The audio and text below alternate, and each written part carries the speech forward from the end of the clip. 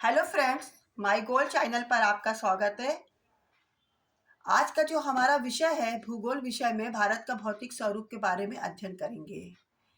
भारत का भौतिक स्वरूप का अध्ययन करने से पहले पहले हम ग्लोब के ऊपर भारत की स्थिति को देख लें कि भारत की ग्लोब में क्या स्थिति है।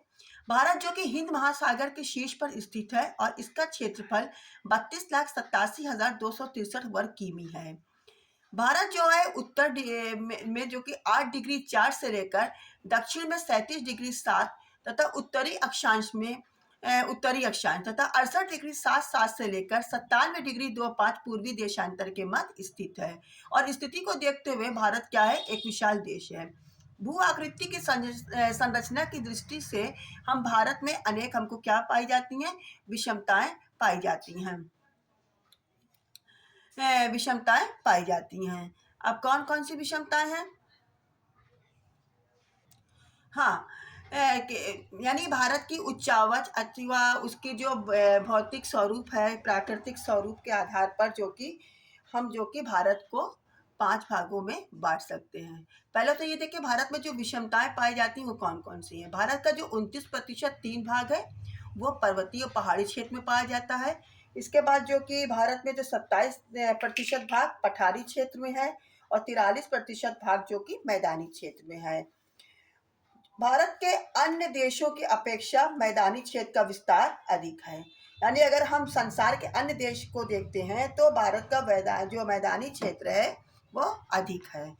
अब देखिए भारत के जो कि उच्चावच और भू आकृति की संरचना के आधार पे हम भारत की भौतिक स्वरूप को 5 भागों में बांट सकते हैं। उत्तर का पर्वतीय प्रदेश, फिर उत्तर भारत का विशाल मैदान, दक्षिण का पठार, समुद्र तटीय मैदान और द्वीप समूह, और नंबर 5 क्या है, थार का मरुस्थल। हमारा जो पहला भाग है वो है उत्तर का पर्वतीय प्रदेश।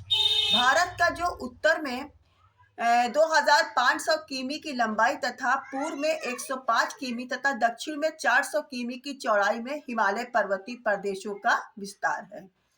अब देखिए और ये पर्वत श्रृंखला पश्चिम से जो कि पूर्व से पश्चिम तक चाप की आकार में फैली हुई है। इस पर्वतीय प्रदेश का विस्तार लगभग 5 लाख वर्ग किमी है। ये मोरदार पर्वतमाला 3 समांतर श्रेणियों में विभक्त है। कितनी? 3। कौन कौन सी है? महान हिमालय, लघु हिमालय और वाय हिमालय। वाय हिमालय को शिवालिक हिमालय को भी कहते हैं। महान हिमालय की जो ऊंचाई कितनी है, 6000 मीटर से अधिक होने के कारण ये जो श्रेणियां हैं सदैव बर्फ से क्या रहती हैं, ढकी रहती हैं। और विश्व की सर्वोच्च पर्वत श्रेणी माउंट एवरेस्ट इसी हिमालय पर्वतमाला में स्थित है। विश्व की सर्वोच्च पर्वत श्रेणी का क्या नाम है? Mount Everest. ये कहाँ स्थित है? इसी हिमालय पर्वत में स्थित है। और इसकी समुद्र तल से ऊंचाई कितनी है? 8,848 मीटर है। देखिए ये विश्व की सर्वश्रेष्ठ चोटी है, लेकिन भारत की चोटी नहीं है। भारत की जो सबसे ऊंची चोटी का नाम है गॉडविन ऑस्टिन केटू। केटू भी याद रखेंगे तो आप लोगों को हेल्प कर देगा। भारत की सबसे ऊंची चोटी का नाम गॉडविन ऑस्टिन केटू। क्योंकि हम माउंट एवरेस्ट को भारत की ऊंची चोटी इसलिए नहीं कह सकते हैं क्योंकि ये जो श्रेणी है, पर्वत श्रेणी जो है, ये नेपाल देश में स्थित है। इस कारण हम माउंट एवरेस्ट को विश्व की सर्वोच्च चोटी तो के रूप में जानते हैं, लेकिन भारत की नहीं। भारत की सबसे ऊंची पर्वत श्रेणी का नाम गॉडविन ऑस्टिन केटू। अब देखिए अब जो माउंट एवरेस्ट की ऊंचाई कितनी है, 8 समुद्र तल से 8,848 मीटर है। हिमालय पर्वत उत्तरी भारत की जितनी भी अधिकांश नदियों का उद्गम स्थल है और यहाँ हरे भरे वनों का क्या है, भंडार है। जो हिमालय पर्वत से जो नदियां बहती हैं बहुत तेज गति से बहती हैं, युवावस्था के रूप में बहती हैं और ये उत्तरी मैदानों में बहती हुई अरब सागर और बंगाल की खाड़ी में क्या होती हैं, गिर जाती हैं।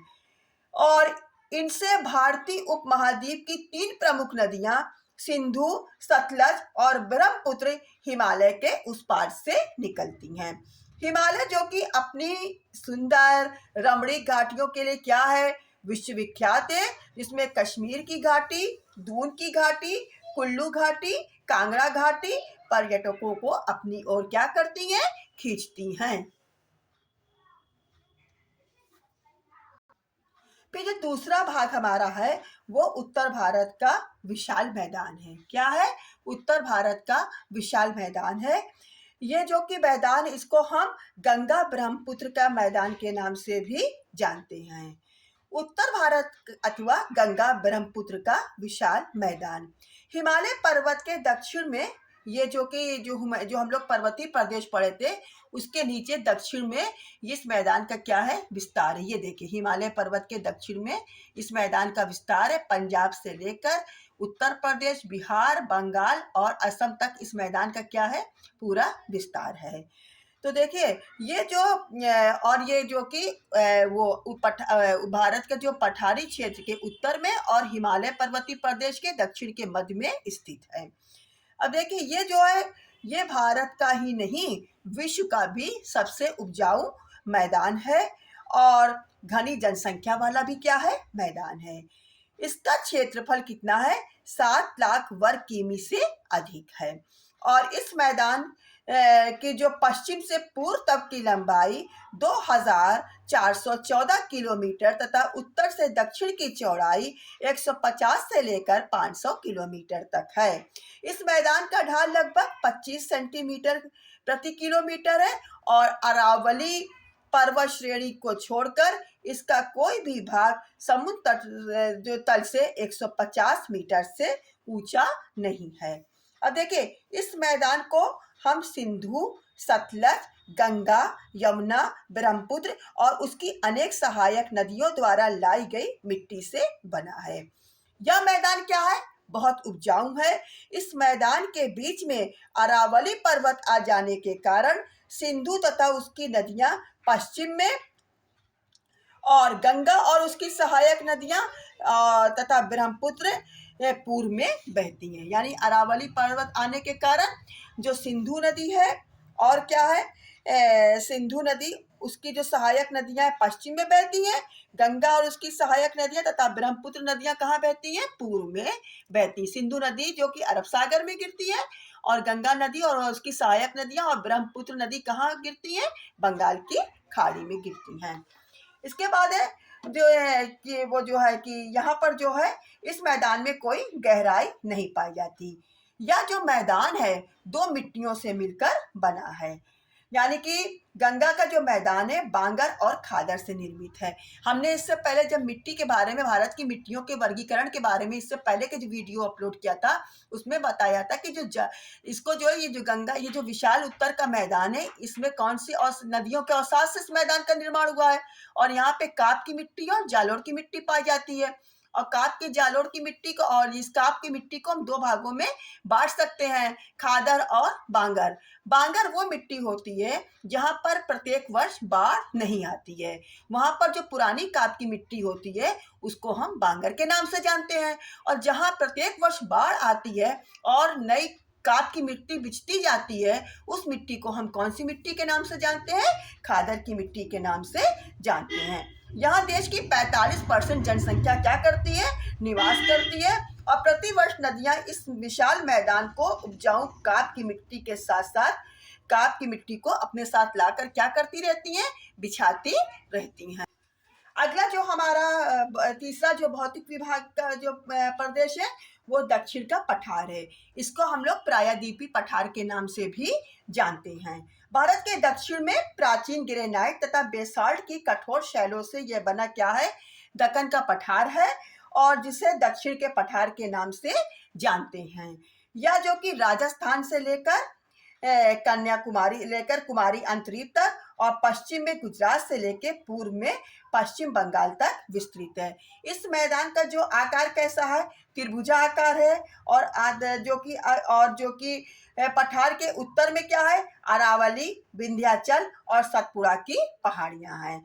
पश्चिम में ऊंचे ऊंचे पश्चिम घाट और पूर्व में निम्न घाट तथा पूर्वी घाट तथा दक्षिण में नीलगिरी के पर्वत स्थित हैं। समझ में आई बात? हाँ, तो कह रहे हैं कि इस जो कि इसके पश्चिमी भाग पर जो कि ज्वालामुखी के द्वारा निर्मित लावा का निक्षेप है, जिसके कारण यहाँ पर क्या है, काली मिट्टी का विस्तार है। काली मिट्टी के उपजाऊ क्षेत्र विस्तार है और ये काली मिट्टी के उपजाऊ क्षेत्र है। इस पठारी क्षेत्र पर अधिकांश नदियां क्या बनाई हैं, गहरी घाटियां बनाई हैं। इस पठार की जो औसत ऊंचाई है 500 से लेकर 700 मीटर तक है। इसका धरातल बहुत ही विषम है और इस पठारी भाग का लगभग 16 लाख वर्ग किमी है। दक्कन के जो पठारी क्षेत्र हैं ये क्या है, खनिज पदार्थों का विशाल भंडार है। इसमें पठार में क्या है, यानी कि यहाँ पर जो खनिज पदार्थ बहुत ज़्यादा खनिज पदार्थों का विशाल है, जैसे कि लोहा वगैरह है, सीमेंट उद्योग है, जितने भी उद्योग के बारे में पढ़ाएंगे ये सब यहाँ पर उनके क्या है, विशाल भंडार है। इस पठार पे बहुमूल मानसूनी वन संपदा भी पाई जाती है। देखिए अभी जब हम भारत की प्राकृतिक वनस्पति पढ़ाएंगे तो उसमें वन संपदा के बारे में पढ़ाएंगे, जिसमें कि सदाबहार वन, मानसूनी वन, इसके बारे में पढ़ाएंगे। तो ये बता रहे हैं कि मानसूनी वन यहाँ पर पाए जाते हैं। मानसूनी वन क्या होते हैं, जो वर्ष में 1 या 2 बार अपनी पत्तियों को क्या कर देते हैं, गिरा देते हैं, उनको मानसूनी वन कहते हैं। और सागौन और चंदन यहाँ की बहुमूल्य लकड़ी हैं। कौन कौन सी लकड़ी है, सागौन और चंदन। इसके अतिरिक्त यहाँ पर कृषि उपजों का भी भंडार है और उद्योग धंधे भी क्या हैं, जो कि उद्योग धंधे भी जो कि काफी महत्वपूर्ण, जैसे सूती वस्त्र, जैसे काली मिट्टी का विस्तार है तो काली मिट्टी के विस्तार से क्या है, काली मिट्टी के विस्तार से कपास का उत्पादन होता है। जब कपास का उत्पादन होगा तो सूती वस्त्र के कारखाने होंगे। समझ में आई बात। इसी तरह जो है कह रहे हैं कि सीमेंट उद्योग है, सीमेंट उद्योग भी क्या है, वहाँ पे सीमेंट का वगैरह का भी जो है भंडार है।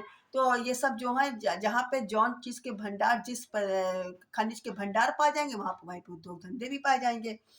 तो इसका जो है कि अब इस पठार में बहने वाली जो अधिकांश नदियां हैं वो दक्षिण से पूर्व की ओर बहकर बंगाल की खाड़ी में गिरती हैं।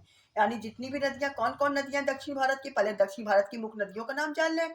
महानदी, गोदावरी, कृष्णा, कावेरी और क्या कहते हैं कि नर्मदा, ताप्ती, ये सब नदियां जो हैं दक्षिण भारत की पठारी नदियां हैं। तो महानदी, गोदावरी, कृष्णा और कावेरी ऐसी नदियां हैं जो कहाँ गिरती हैं, बंगाल की खाड़ी में। और दक्षिण भारत की कुल जो कि 2 नदियां ऐसी हैं जो कि बंगाल की खाड़ी में ना गिरकर कहाँ गिरती हैं, अरब सागर में गिरती हैं। और उन नदियों के क्या नाम हैं, उन नदियों के नाम नर्मदा और ताप्ती हैं। ये कहाँ गिरती हैं, ये जो कि कहाँ गिरती हैं, ये जो कि अरब सागर में गिरती हैं। अब इसके बाद जो हमारा चौथा मैदान, वो चौथा प्राकृतिक प्रदेश आ रहा है वो समुद्र तटीय मैदान एवं द्वीप समूह। क्या आ रहा है, समुद्र तटीय मैदान और द्वीप समूह। दक्कन के पठार के दोनों ओर पूर्वी तथा पश्चिमी तटीय क्षेत्रों की एक पतली पट्टी के रूप में मैदान फैले हुए। ये देखिए मैप में है कि पश्चिम की तरफ भी देखिए गुजरात से लेकर अंतरीप तक, और बंगाल में देखिए बंगाल से लेकर कुमारी अंतरीप तक, ये पतली पट्टी के रूप में जो ब्राउन कलर का है, इसी को हम समुद्र तटीय मैदान कहते हैं। अब इस मैदान का निर्माण कैसा हुआ है, इस मैदान का निर्माण सागर की लहरों तथा नदियों ने अपनी निक्षेप क्रियाओं के द्वारा लाए गए अवसादों से किया है। नदियां कहाँ गिरती हैं, समंदर में गिरती हैं। एक तो सागर की लहरें और दूसरा नदियां अपने साथ जब नदियां जो हैं सागर में गिरती तो अपने साथ क्या लेके आती हैं, अवसाद गांठ लेके आती हैं। तो इन नदियों के द्वारा जो कि लाए गए अवसाद से बना है। और इस मैदानी क्षेत्र को हम 2 भागों में बांट सकते हैं। कितने भागों में, 2। एक तो कहलाता है पश्चिमी तटीय मैदान, ये हमारा क्या है, पश्चिमी तटीय मैदान है, और ये हमारा क्या है, पूर्वी तटीय मैदान है। अब इसके बारे में हम अलग से सबसे पहले हम पढ़ेंगे पश्चिमी तटीय मैदान। किसके बारे में पढ़ेंगे, पश्चिमी तटीय मैदान के बारे में पढ़ेंगे। तो पश्चिमी तटीय मैदान जो कि ये खंबात की खाड़ी से लेकर कुमारी अंतरीप तक फैला हुआ है और इसकी औसत जो कि चौड़ाई कितनी है, 64 किलोमीटर है। और इसमें जो बहने वाली नदियां क्या है, अत्यंत तीव्रगामी से बहती हैं और दक्षिण के भागों में नावों के लिए जो कि क्या बने हैं, अनेक, यानी नावों के लिए अनेक अनूप लैगून्स पाए जाते हैं। अब इस क्षेत्र में कौन कौन से बंदरगाह हैं, जैसे पहले तो बंदरगाह पढ़ने के बाद बता दें कि नया मंगलौर, कोचीन इन्हीं अनूपों पर स्थित है। यहाँ पे किस किस चीज़ की खेती होती है? यहाँ पर चावल, केला, गन्ना और रबड़ खूब पैदा किया जाता है और सबसे ज़्यादा रबड़ केरल में होता है। केरल जो है पश्चिमी तटीय मैदान में सम्मिलित है। अब इसमें कौन कौन से बंदरगाह हैं? कांदला है। कौन कौन से हैं? कांदला है, मुंबई है, कोचीन इस तट के प्रसिद्ध बंदरगाह हैं। हमारा जो दूसरा मैदान है वो क्या कहलाता है? पूर्वी तटीय मैदान। पूर्वी तटीय मैदान ये पश्चिमी तटीय मैदान की अपेक्षा क्या है? अधिक चौड़ा है और इसकी चौड़ाई कितनी है? 161 से लेकर 483 किलोमीटर है। यह उत्तर में गंगा के मुहाने से लेकर, यानी कि जो पूर्वी तट है बंगाल में, यानी कि बंगाल में जो आके गंगा बहती है, तो यानी कह रहे हैं कि और बंगाल में हुगली नदी में गंगा का संगम हुआ है, गंगा मिलती है। तो कह रहे हैं कि जो कि ये जो मैदान है इसका जो विस्तार है कैसा है? गंगा के मुहाने से लेके दक्षिण में अंतरिक्ष तक फैला हुआ है। अब इस पूर्वी तट पे कौन कौन से बंदरगाह हैं? जैसे कोलकाता है, मद्रास यानी जो चेन्नई के नाम से जाना जाता है, विशाखापट्टनम इस तट के प्रमुख बंदरगाह हैं। इसके बाद हमारा आता है द्वीप समूह। अब द्वीप समूह में कौन है? द्वीप समूह में भारत के जो मुख्य स्थल के बाद अगर हम सागरों में देखते हैं तो चाहे वो बंगाल की खाड़ी हो चाहे अरब सागर, यहाँ पर कुछ आकृतियां स्थित हैं जिसको हम द्वीप समूह के रूप में जानते हैं। और ये द्वीप समूह भी भारत के क्या है? अभिन्न अंग है। छोटे यानी अरब सागर और बंगाल की खाड़ी को मिलाकर छोटे बड़े कुल कितने भारत में द्वीप है? 247। भारत में कुल कितने द्वीप है? 247 द्वीप है जो स्थिति के अनुसार बटे हुए हैं। पहले आप पढ़ेंगे अरब सागरी द्वीप, यानी कि अरब सागर में कौन से द्वीप पाए जाते हैं। भारत के मुख्य स्थल के बाद जो कि पश्चिमी, हाँ, तो अरब सागरी द्वीप में ये द्वीप क्या है? अरब सागर के मुख्य स्थल केरल के पश्चिमी तट पर स्थित है और इन द्वीपों की आकृति क्या है? घोड़े की नाल और अंगूठी के समान है। जो इनका निर्माण हुआ है वो अल्पजीवी सूक्ष्म परमाणु के जीवों के अवशेष से हुआ है। इसलिए इस द्वीप को हम क्या कहते हैं? प्रवाल द्वीप कहते हैं, वलय या एटॉल के नाम से जानते हैं। इसमें कौन कौन से द्वीप आते हैं? लक्षद्वीप, मिनिकोय, अमीनी द्वीप प्रमुख हैं। और इन द्वीपों पे कौन सी खेती होती है? नारियल के वृक्ष बहुत अधिक उगाए जाते हैं। और जो कि इसमें जो कि इन अरब सागरी द्वीपों में कुल संख्या कितनी है? 43 है। कितनी तो है? 43। और लक्षद्वीप का क्षेत्रफल कुल कितना है? 32 वर्ग किलोमीटर है। और लक्षद्वीप की राजधानी क्या है? कवरत्ती है। याद रखिएगा, लक्षद्वीप की राजधानी कवरत्ती। अरब सागर में कुल कितने द्वीप हैं? 43 द्वीप हैं। अरब सागर के द्वीप का आकार क्या है? घोड़े के नाल अंगूठी की तरह है। इसको हम लोग क्या कहते हैं? प्रवाल द्वीप ही कहते हैं। इसको हम लोग एटॉल भी कहते हैं। इसमें कौन कौन से द्वीप हैं? लक्षद्वीप है, मिनिकोय है, अमीनी द्वीप प्रमुख हैं। यहाँ पे किस चीज के वृक्ष अधिक पाए जाते हैं? नारियल के वृक्ष पाए जाते हैं। इन द्वीपों की संख्या कुल कितनी है? 43 है। लक्षद्वीप का क्षेत्रफल कितना है? 32 वर्ग किलोमीटर है। और लक्षद्वीप की राजधानी क्या है? कवरत्ती है। इसके बाद जो हमारा अगला आ रहा है वो है बंगाल की खाड़ी के द्वीप। कौन से द्वीप आ रहे हैं? बंगाल की खाड़ी में। बंगाल की खाड़ी में भी भारत के क्या है? अनेक द्वीप पाए जाते हैं। इसको हम लोग अंडमान निकोबार के नाम से पुकारते हैं। ये द्वीप क्या है? बड़े भी हैं और संख्या में भी अधिक हैं। ये जल में डूबी हुई पहाड़ियों की श्रृंखला पर स्थित है। इन द्वीपों की कुछ उत्पत्ति किससे हुई है? ज्वालामुखी के उद्गार से हुई है। और भारत का एकमात्र सक्रिय ज्वालामुखी इसी द्वीप बैरन द्वीप में स्थित है। प्रश्न आता है कि भारत का एक सक्रिय ज्वालामुखी का नाम बताइए। वो कहाँ स्थित है? वो स्थित है बैरन द्वीप में स्थित है। कहाँ स्थित है? बैरन द्वीप में स्थित है। इसका विस्तार जो कि 590 किमी लंबाई और अधिकतम 50 किमी चौड़ाई है। ये जो द्वीप है यानी बंगाल की खाड़ी के जो द्वीप का आकार क्या है? अर्धचंद्राकार यानी आधे चांद के आकार के रूप में। जबकि अरब सागर के द्वीप की जो कि आकार कैसा था? घोड़े के नाल और अंगूठी के समान है। और बंगाल की खाड़ी के द्वीप का आकार कैसा है? जो कि क्या है? अर्धचंद्राकार के रूप में है। ये द्वीप यहाँ जो कि एक समूह में पाए जाते हैं। और इन द्वीपों की कुल संख्या कितनी है? 204 है। कितनी है? 204 है। और अंडमान निकोबार की राजधानी क्या है? पोर्ट ब्लेयर है। क्या है? पोर्ट ब्लेयर है। फिर से एक बार रिवाइज कर दें।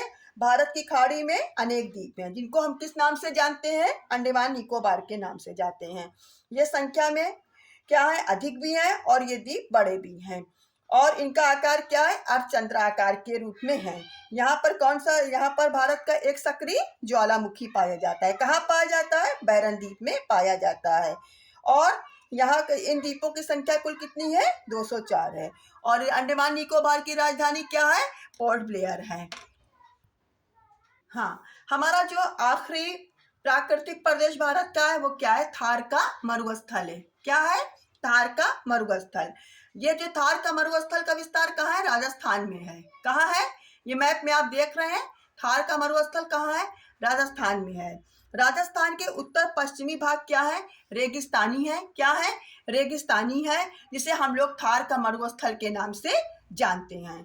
इस मरुस्थल का कुछ भाग कहाँ है? पाकिस्तान में। देखिए ये भारत के अंदर है और इसका जो भाग है वो कहाँ है? पाकिस्तान देश में है। इस भाग पर प्रतिदिन क्या आती है? धूल और रेत भरी क्या चलती हैं?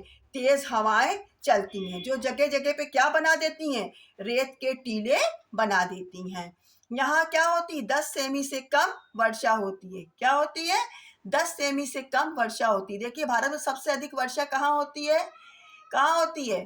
मासिनराम मेघालय में होती है। और सबसे कम वर्षा कहाँ होती है? ये थार के मरुस्थल में होती है। कहाँ? 10 सेमी से भी कम वर्षा होती है। कम वर्षा होने के कारण ये भाग क्या है? पूरे साल भर क्या है? सूखा बना रहता है, शुष्क बना रहता है। और पूरे भाग में पानी की क्या रहती है? कमी रहती है। और पानी की कमी के कारण यहाँ पर क्या है? ज्वार बाजरा जैसी कम पानी वाली फसलें उगाई जाती हैं। यह मरुस्थल विभाग 644 किमी लंबा और 161 किमी क्या है? चौड़ा है। और इस मैदान का, ये जो थार का मरुस्थल का विस्तार है, हरियाणा, पंजाब, राजस्थान और उत्तर के गुजरात राज्यों में है। पानी की कमी के कारण, वनस्पति की कमी के कारण इस प्रदेश में अत्यंत विरल जनसंख्या पाई जाती, जबकि उत्तर के विशाल मैदान में क्या था? घनी जनसंख्या पाई जाती थी। जबकि थार के मरुस्थल में क्या है? अत्यंत विरल जनसंख्या निवास करती है। लूनी नदी जो कि हाँ, लूनी नदी जो कि इस मरुस्थली प्रदेश की मौसमी नदी है। कौन सी नदी है? लूनी नदी इस प्रदेश की क्या है? मौसमी नदी है। यहाँ पर सांभर, डिडवाना, लूनक्सर, कुचामन, डेगाना खारे पानी की क्या है? झीलें हैं, जहाँ पर क्या बनाया जाता है? नमक बनाया जाता है।